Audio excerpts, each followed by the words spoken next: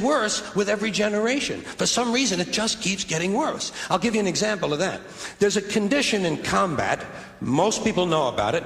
It's when a fighting person's nervous system has been stressed to its absolute peak and maximum, can't take any more input. The nervous system has either snapped or is about to snap. In the First World War, that condition was called shell shock. Simple, honest, direct language. 2 syllables. Shell shock. Almost sounds like the guns themselves. That was 70 years ago. Then a whole generation went by, and the Second World War came along, and the very same combat condition was called battle fatigue. 4 syllables now. Takes a little longer to say. Doesn't seem to hurt as much. Fatigue is a nicer word than shock. Shell shock. Battle fatigue. Then we had the war in Korea, 1950. Madison Avenue was riding high by that time, and the very same combat condition was called operational exhaustion. Hey, we're up to 8 syllables now. And the humanity has been squeezed completely out of the phrase. It's totally sterile now. Operational exhaustion. Sounds like something that might happen to your car.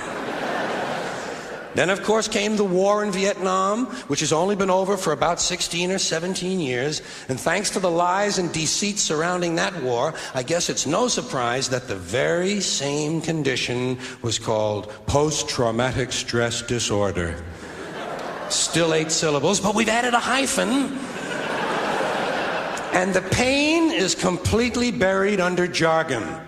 Post-traumatic stress disorder. I'll bet you if we'd have still been calling it shell shock, some of those Vietnam veterans might have gotten the attention they needed at the time. I'll bet you that. I'll bet you that.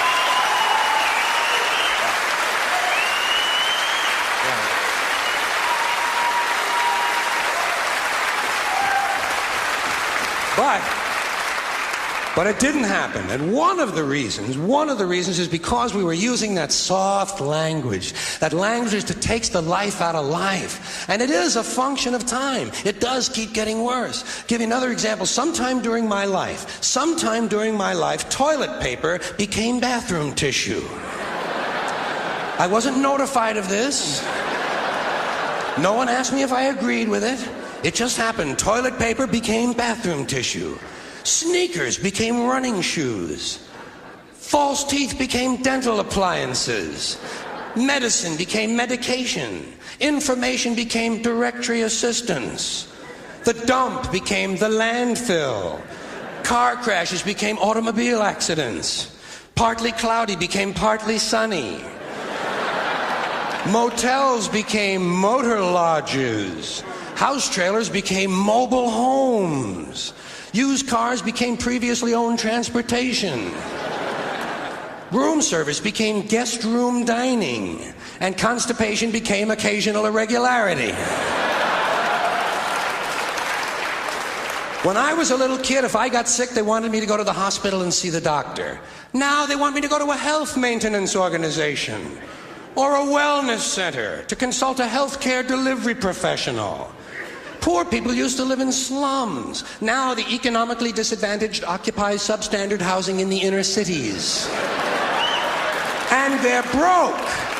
They're broke. They don't have a negative cash flow position. They're f***ing broke.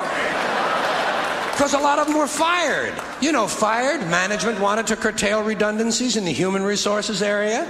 So many people are no longer viable members of the workforce.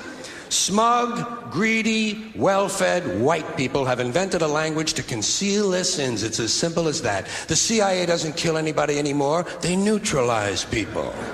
Or they depopulate the area. The government doesn't lie. It engages in disinformation. The Pentagon actually measures nuclear radiation in something they call sunshine units. Israeli murderers are called commandos. Arab commandos are called terrorists. Contra killers are called freedom fighters. Well, if crime fighters fight crime and firefighters fight fire, what do freedom fighters fight? They never mention that part of it to us, do they? Never mention that part of it.